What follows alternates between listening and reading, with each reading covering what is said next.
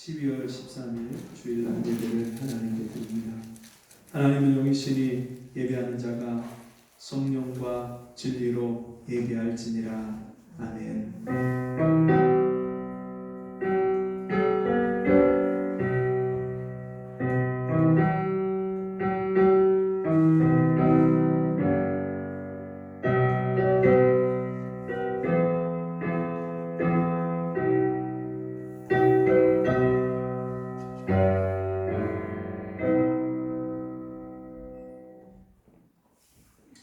마음의 경영은 사람에게 있어도 말의 응답은 여호와께로서 나느니라. 사람의 행위가 자기 보기에는 모두 깨끗하여도 여호와는 심령을 감찰하시느니라. 너의 행사를 여호와께 맡기라. 그리하면 너의 경영하는 것이 이루리라. 아멘. 하나님 아버지, 나의 머리털까지 다 세시고 내 심장과 폐부를 살피시고 내 마음을 감찰하시는 하나님 아버지, 오늘도 이 온 세상의 주인 되신 하나님 앞에 나와서 하나님께 내 마음을 드리고 하나님의 은혜를 구하며 예배할 수 있는 이 복된 자리에게 나오게 하심을 감사합니다. 주님, 오늘도 빛 대신 하나님 앞에 나와싸우니 내 속에 모든 더럽고 추악한 하나님과 맞지 않는 마음과 생각이 이 시간에도 깨달아지게 하시고 버려지게 하시고 하나님 앞에 온전히 회개함으로 말미암아 주님이 내게 베푸신 구원의 은혜가 내 심령에 회복될 수 있도록 도와주옵소서. 하나님께 나오는 자는 신령과 진정으로 성령과 진리로 예배하라고 말씀하셨는데, 오늘도 성령께서 우리 마음과 생각을 붙잡아 주셔서 세상 생각, 세상 근심, 세상 염려 다 주여 던져버리게 하시고 오로지 나에게 은혜 베푸시는 주님의 보좌만을 바라보는 이 시간이 되게 해 주옵소서. 주께서 은혜의 보좌에서 우리에게 베푸시는 그 신령한 은혜를 이 시간도 충만하게 부어 주옵소서. 예수님 이름으로 간절히 기도하옵나이다. 아멘. 교동문 4번 시편 8편의 말씀 교독합니다.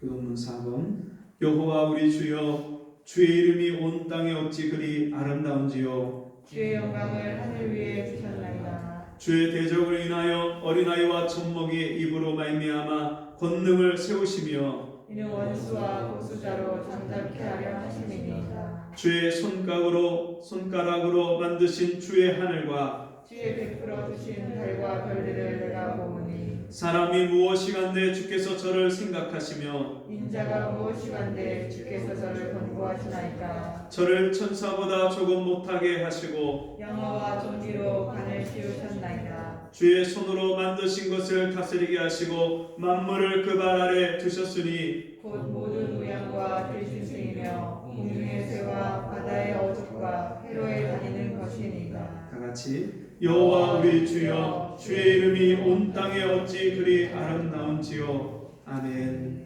찬송 101장 찬송하시겠습니다.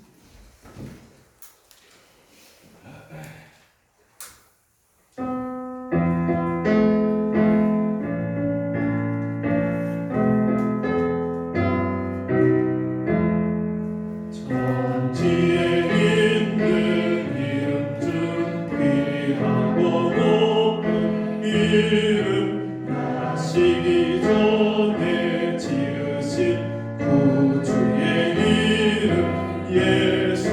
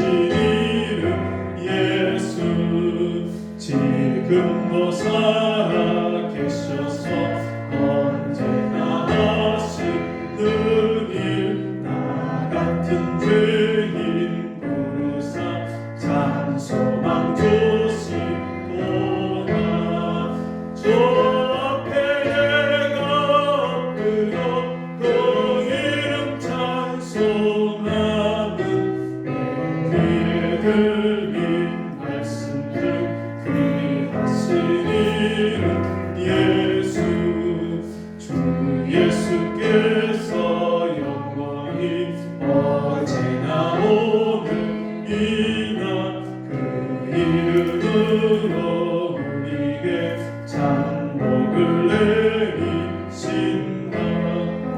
주 앞에 내가 엎드려 그 이름 찬송하는 내 귀에 들린 말씀 중 귀하신 이름 예수. 아멘. 사도신경으로 신앙 고백드립니다.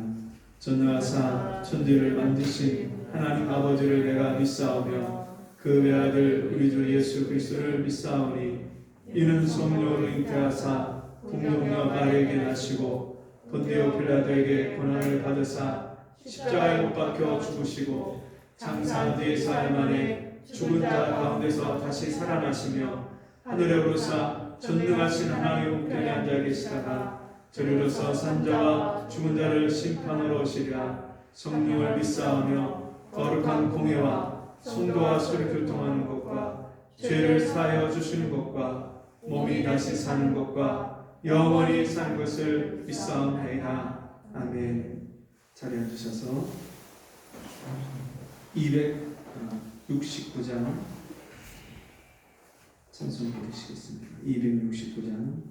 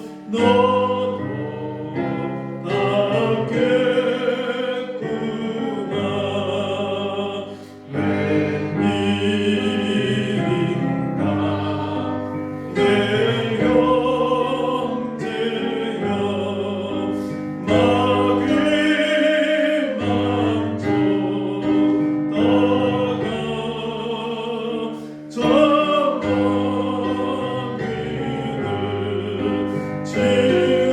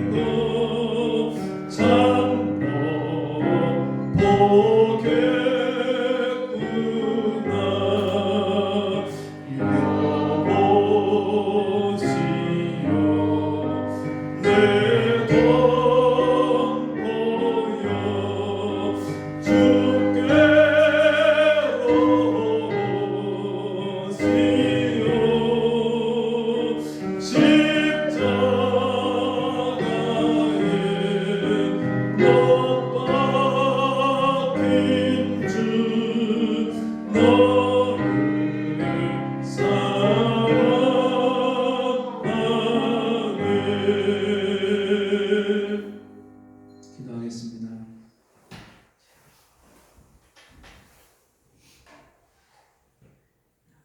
주님, 예수를 몰라서 어둠 속에서 방황하고 인생의 슬픔에 잠겨서 삶을 포기하려고 했던 저를 주님이 찾아오셔서 나 같은 죄인을 하나님이 어떻게 사랑하셨는지 그 아들을 십자가에 내어주심으로 내 죄와 허물을 다 용서하시고 나를 죄와 사망에서 건져주시고 구원해 주신 그 은혜를 알게 하시고 믿게 하셔서 나를 하나님 자녀 삼아주신 그 은혜와 사랑을 감사합니다. 오늘 주님 앞에 나왔습니다. 나를 구원하셨을 뿐만 아니라 매일매일 삶 속에서 나를 붙잡아 주시고 나를 일으켜 주시고 나를 격려해 주시고 때로는 나를 책망해 주시는 주님 앞에 나왔습니다. 이 시간에도 주의 말씀으로 우리의 미련한 심령이 깨달아지게 하시고 나의 어두운 심령이 밝아지게 하시고 내 더럽고 추한 심령이 깨끗게 되는 이 시간이 되게 도와주옵소서. 예수님 이름으로 간절히 기도합니다. 아멘. 성경 말씀 사도행전 4장 1절에서 12절 말씀.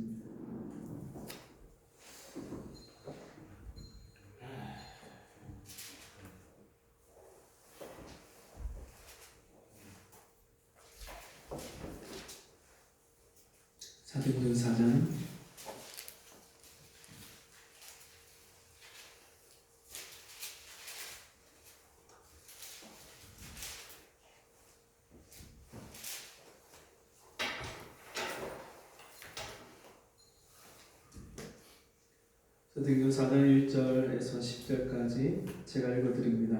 사도들이 백성에게 말할 때 제사장들과 성전 맡은 자와 사두개인들이 이르러 백성을 가르침과 예수를 들어 죽은 자 가운데서 부활하는 도 전함을 싫어하여 저희를 잡음에 날이 이미 저문 고로 이튿날까지 가두었으나 말씀을 들은 사람 중에 믿는 자가 많으니 남자의 수가 약 5천이나 되었더라.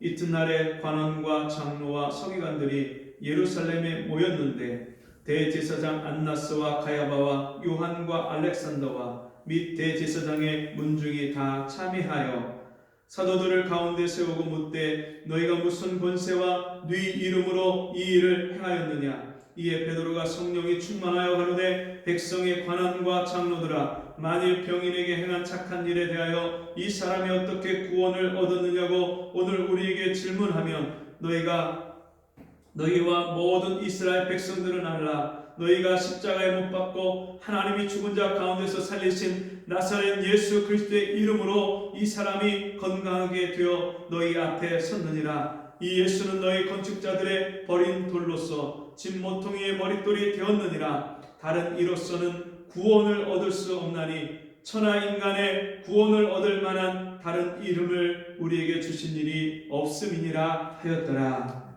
아멘. 우리 함께 보겠습니다. 유일한 구원의 이름 예수. 유일한 구원의 이름 예수.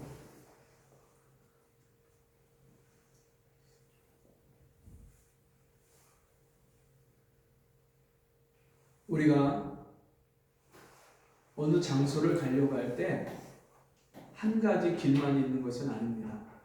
여러 가지 길이 있습니다.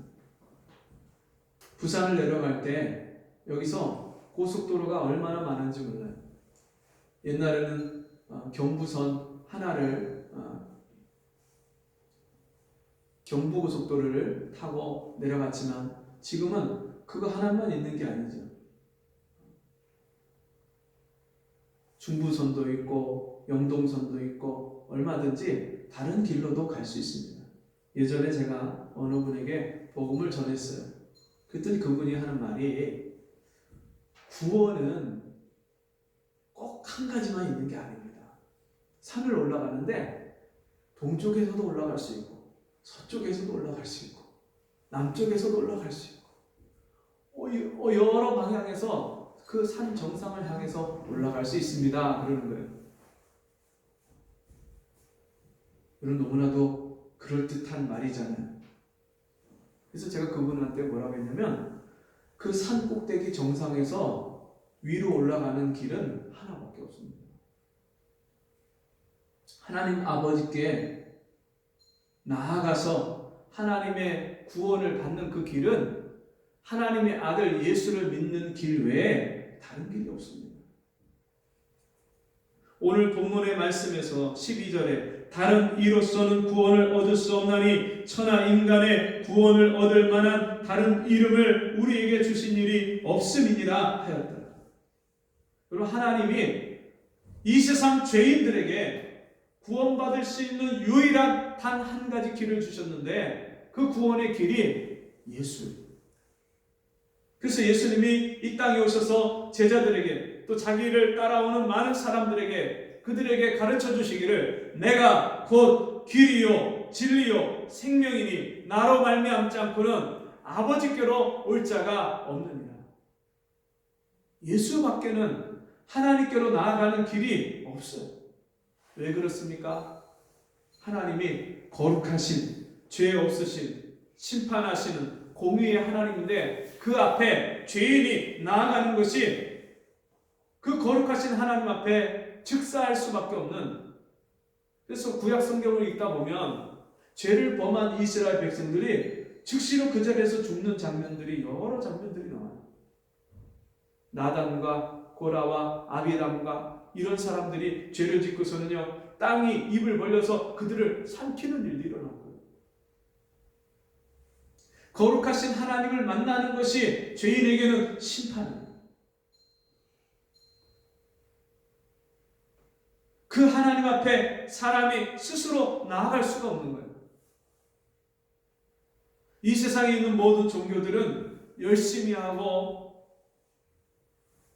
자기의 공덕을 쌓고 무언가 신에게 최선을 다해서 열심히 하면 그 신에게 잘 보이고 그 신을 만날 수 있고 신에게 복을 받을 수 있을 것이라고 그렇게 가르치는 것이 이 세상의 모든 종교들인데 유독 유일하게 예수 믿고 구원받고 하나님 자녀가 되는 것은 우리 인간이 하나님께 갈 수 없어서 하나님이 직접 우리에게 찾아오신 거예요.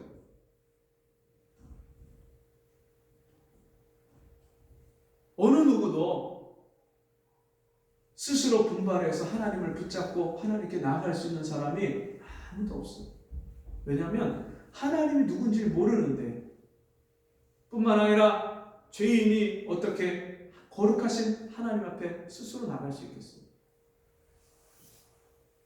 오늘 이 베드로가 이 말씀을 왜 했느냐, 누구에게 했느냐, 이 말씀이 대지성과 서기관들과 바리새인들과 대지성의 모든 문중과 그들에게 바울이 이 말을 하게 된 배경, 베드로가 이 말을 하게 된 배경이 무엇이냐면 사도행전 3장에서 베드로와 요한이 제9시 기도 시간에 성전을 향해서 올라가고 있었습니다.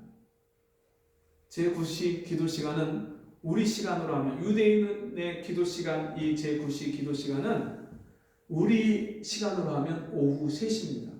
오후 3시에 성전으로 올라갔어요. 왜 올라갔냐면 그 성전에 유대인들은 예수를 믿지 않는 구원받지 못한 사람들이기 때문에 그들에게 복음을 전하기 위해서 그 제9시 기도 시간에 유대인들이 모이는 시간에 복음을 전하기 위해서 그 성전에 올라갔어요. 올라가다 보니까 그 성전 미문에 사람들이 데려다가 앉혀놓고 구걸해서 먹고 살게 한 안전뱅이가 있었는데 나면서부터 안전뱅이 된 40여 세나 된, 아마 제 나이 또래쯤 된 것 같아요. 40여 세나 된 그 사람이 성전 미문에 앉아서 베드로와 요한을 향해서 쳐다보고 주목하고 그들을 바라봤어요. 무엇 때문에요? 혹시 저 사람들이 나에게 돈을 주지 않을까?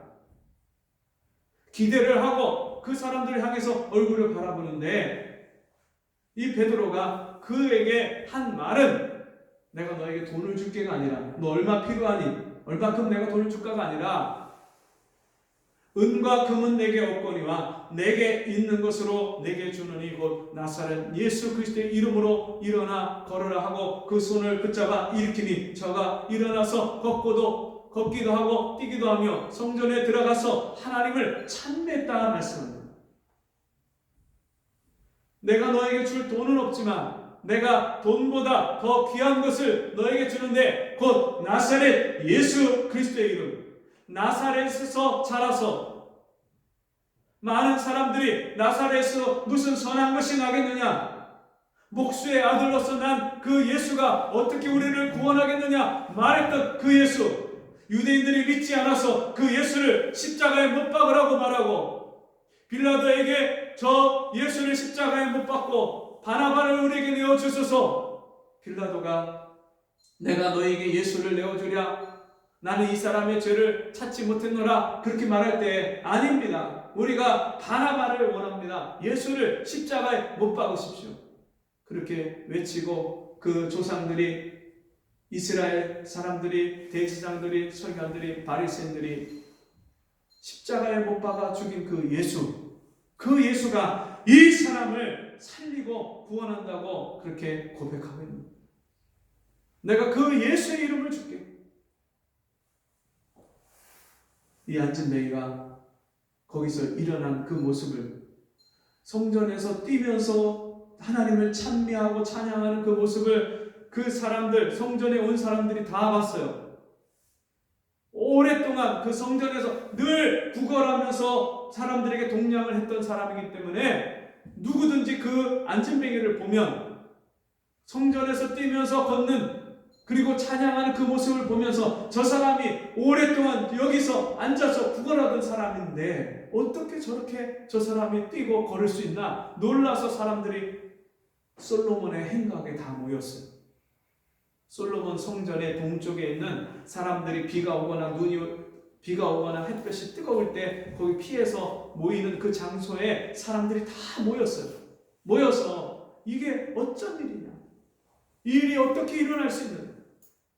그때 베드로가 그들에게 말씀을 전한 것이 너희가 십자가에 못 박아 죽인 예수가 이 사람을 살렸다. 왜 사람의 권능과 능력으로 한 것처럼 왜 우리를 주목하느냐? 우리가 한 게 아니다. 내가 한 게 아니다. 너희가 십자가에 못 박아 죽인 그 예수, 그 예수님이 이 영혼을 불쌍히 여기시고 다시 부활하시고 살아나신 그 예수가 이 사람을 다시 일으키시고 살리시고 구원하셨다. 그러면서 점점점 더 많은 사람들이 모이고 난리와 수많은 사람들이 구름대같이 모이니까 대제사장 서기관 바리새인들이 그 일로 인하여서 예수님의 십자가의 죽으심과 부활하심을 그 십자가의 도를 전하는 것을 싫어해서 그 사람들을 붙잡았는데 날이 어두워져서 더 이상 신문을 못하고 그들을 붙잡아놓은 거예요. 그리고 그 다음날 베드로와 이 요한 이 제자들이 그 자기들을 붙잡아서 신문하는 대제사장들, 서기관들, 바리새인들 앞에서 바로 오늘 이 본문의 말씀을 고백합니다. 그 말씀을 고백하기 이전에 이 베드로가 먼저 그들에게 한 말씀이 뭐냐면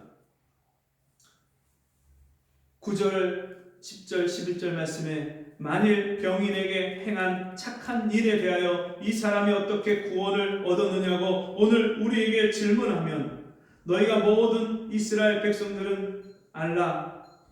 너희가 십자가에 못 박고 하나님이 죽은 자 가운데서 살리신 나사렛 예수 그리스도의 이름으로 이 사람이 건강하게 되어 너희 앞에 섰느니라. 이 예수는 너희 건축자들의 버린 돌로서 집 모퉁이의 머릿돌이 되었느니라. 이스라엘 백성들이여 예수님이 이 땅에 오셨을 때 그 예수님을 알아보지 못했어요. 자기들이 기대하고 바라봤던 그 메시아 그리스도는요, 힘이 없는 그리스도가 아니라, 십자가에 매달려 죽는 그리스도가 아니라, 로마 정부를 다 제압하고 군병을 쓸어버리고 다시 다윗과 솔로몬 시대처럼 막강하고 강력한 그런 제국을 건설하는 메시아 그리스도를 기다렸는데, 와서 십자가에 못 박혀 죽는 힘없는 그리스도 예수, 그 예수를 그들이 메시아로 받아들일 수가 없는 거예요. 그래서 그들이 예수를 다 버리고 십자가에 못 박고 죽이고,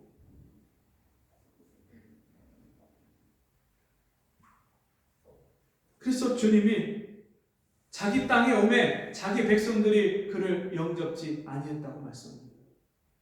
여러분, 그 예수님이 오시기 바로 전에 6개월 먼저 이 땅에 태어나서 예수님보다 먼저 사역했던 요한, 세례 요한이 자기에게 나와서 힐문하는 그 대제사장들이 보낸 사람들, 제사장들과 레위인들이 와서 이 요한을 힐문하면서 네가 그리스도냐? 물어볼 때에 이 요한이 말합니다. 나는 그리스도가 아니라 한데. 그럼 네가 무엇? 너를 누구라 하느냐? 네가 엘리야냐? 나는 엘리야가 아니다. 네가 그 선지자냐? 그 선지자는 누구냐면 모세가 내 뒤에 너희 중에서 하나님이 너희 형제 중에서 하나를 일으켜서 한 선지자를 보내시리니 그가 영원한 다윗의 나라를 세우리라 말씀했던 그 선지자, 네가 그 선지자냐? 메시아냐? 그럴 때 나는 그 선지자가 아니라, 모세가 말한 그 선지자가 아니라. 그럼 너는 무엇이냐? 너를 네가 누구라고 하느냐? 나는 주의 길에 미리 보내심을 받은 광야에서 외치는 자의 소리니라. 그 세례 요한이 광야에 외치는 자의 소리로 와서 그가 증거하고 전한 진짜 메시아 예수가 누굽니까? 예수님이 요단강에서 요한이 물로써 세례를 베풀 때에, 그때 많은 사람들이 나온 중에 예수님이 오셨을 때 그 예수님을 바라보고 세례 요한이 뭐라고 고백합니까? 뭐라고 증거합니까? 보라, 세상 죄를 지고 가는 하나님의 어린 양이다. 하나님의 말씀대로 구약에 예언된, 모세가 예언한, 그리고 구약의 모든 선지자들, 사무엘과 및 모든 선지자들이 예언했던 그 선지자가 바로 이 예수인데, 이 예수님이 왜 오셨냐면 이 세상의 모든 죄인들의 죄를 짊어지고 십자가에 하나님의 어린 양으로서 죽기 위해 오신 바로 그 예수다. 그 어린 양이고 그 하나님의 메시아다. 세례 요한이 증거한 것이 바로 그 예수님인 것입니다. 그럼에도 불구하고 그 말씀을 듣고 믿지 않고 거역하고 그 예수님을 싫어했던 사람들이 예수님을 십자가에 못 박아 죽였고, 그 사실을 베드로가 그들에게 증거하고 그들에게 깨우치는 것입니다. 그러면서 베드로가 한 말이, 다른 이로서는 구원을 얻을 수 없나니 너희가 지금까지 다른 사람을 기다리지 않느냐? 다른 메시아를 기다리지 않느냐? 다른 그리스도를 너희가 기다리지 않느냐? 그런 그리스도, 그런 메시아는 없다. 이 세상에 오직 유일한 메시아, 유일한 그리스도가 오직 한 분이 있는데 그분이 오직 천하인간의 구원을 얻을 만한 이름, 오직 예수입니다.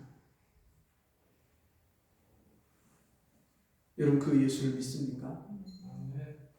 이 예수를, 여러분, 구약 성경은 오실 메시아, 오실 예수 그리스도를 기록한 것이고, 신약 성경은 오신 예수 그리스도, 다시 오실 예수 그리스도를 기록한 거예요.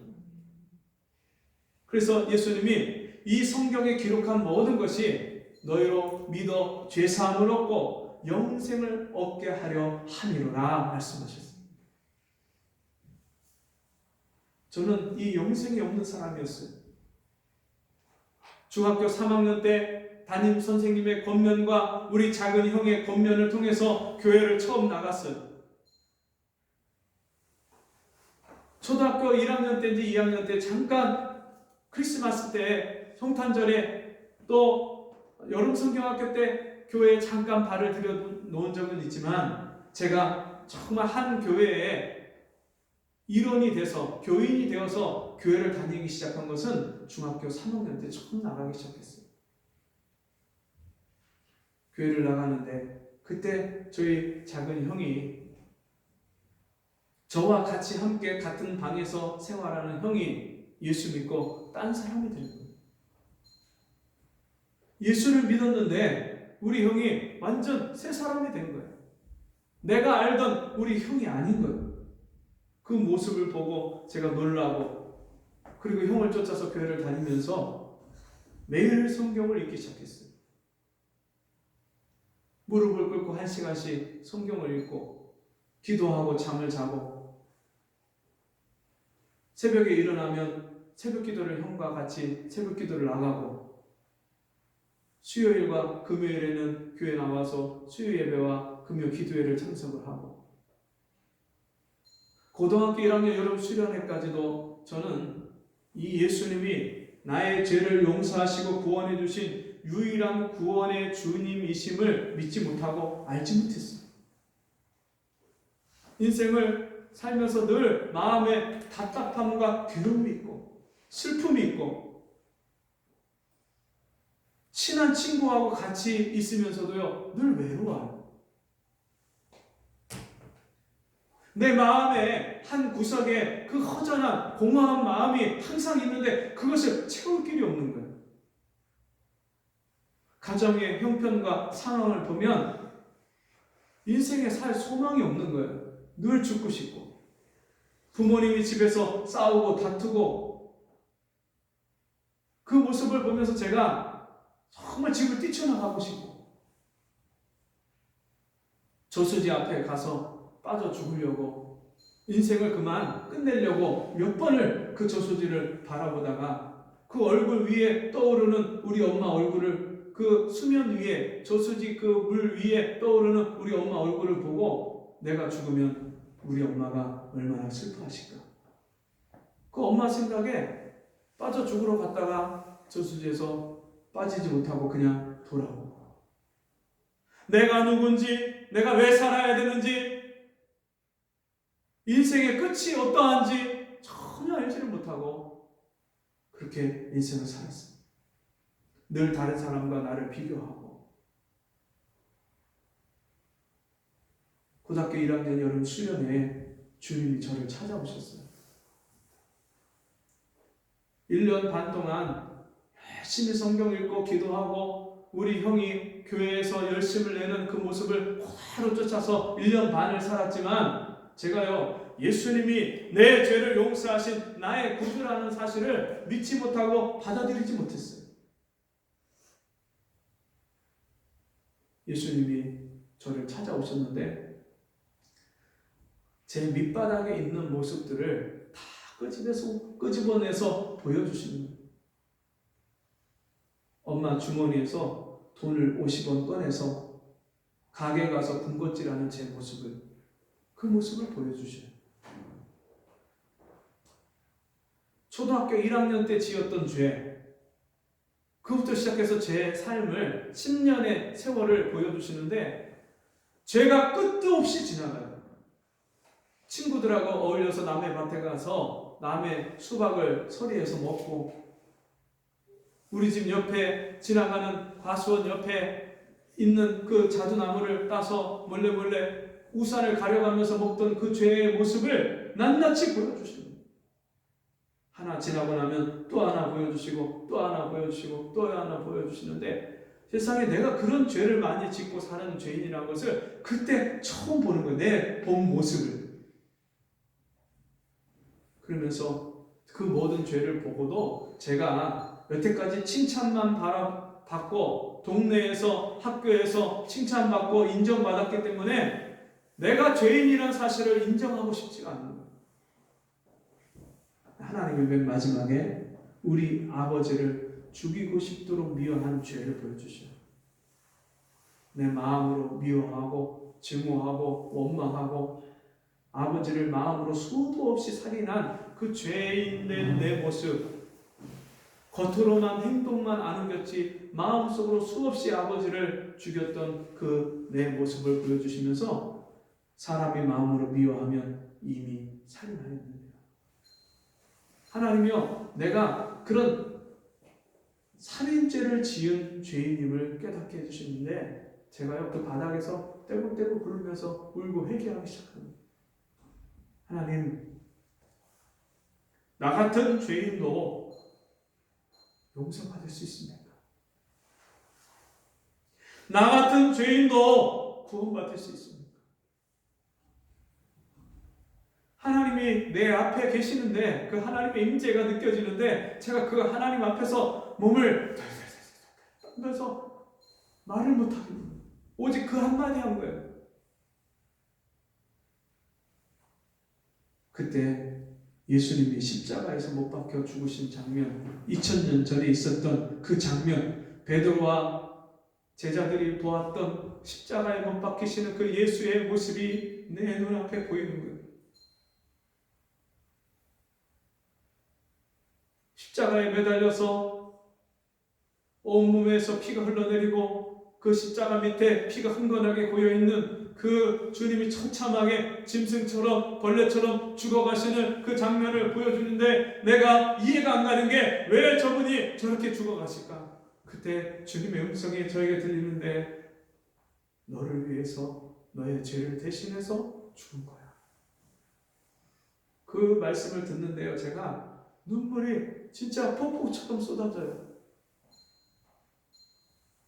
제가 주체할 수 없을 만큼 눈물과 콧물이 막 쏟아집니다.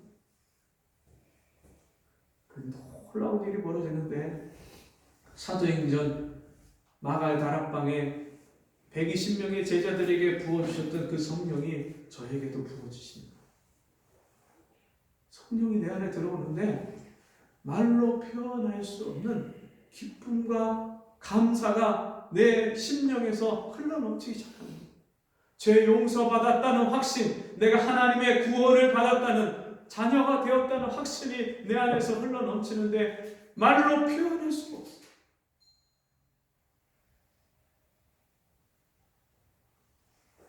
새벽이 돼서 모든 사람이 없고 잠자러 들어가고 저 혼자 있는 그 새벽에 제가 일어나서 하나님을 찬송하기 시작합니다. 나 같은 죄인 살리신 그 은혜 놀라워. 잃었던 생명 찾았고 광명을 찾았네. 잃었던 생명을 얻고 광명을 얻은 그 기쁨이 얼마나 넘쳐나는지요. 발이 땅에 딛는데 땅을 딛는 것 같지가 않고 구름을 딛는 것 같아요. 하늘의 별이요, 내가 예전에 보던, 어제까지 보던 그 하늘의 밤하늘의 별이 아니고 전혀 다른 별을 보는 것 같아요. 얼마나 영롱하고 아름다운지. 풀잎에 이슬이 맺혀있는데 그 이슬조차도 내가 농촌에서 시골에서 자라면서 수없이 보았던 이슬인데도 불구하고 그 이슬이 옛날에 보던 그 이슬이 아닌 거예요. 너무너무 아름다워. 집에 돌아와서 아버지를 만나는데 그 아버지가요, 전에는 원망스럽고 믿고 맨날 술만 드시고 노름만 하시고 돈 다 날리고 가정을 돌보지 않고 아버지가 나한테 해준 게 뭐가 있나, 그런 마음을 가지고 아버지를 대하고 늘 아버지를 정말 원망하는 눈길로 바라봤는데 그 아버지가요, 불쌍해 보이고 사랑스럽고 귀해 보이고 치근한 마음이 들고 제 안에 영생을 얻고 구원받고 거듭나서 보니까요, 세상은 달라진 게 없는데 내가 바뀌니까 세상이 다 달라 보이고 사람이 다 바뀌어 보여요.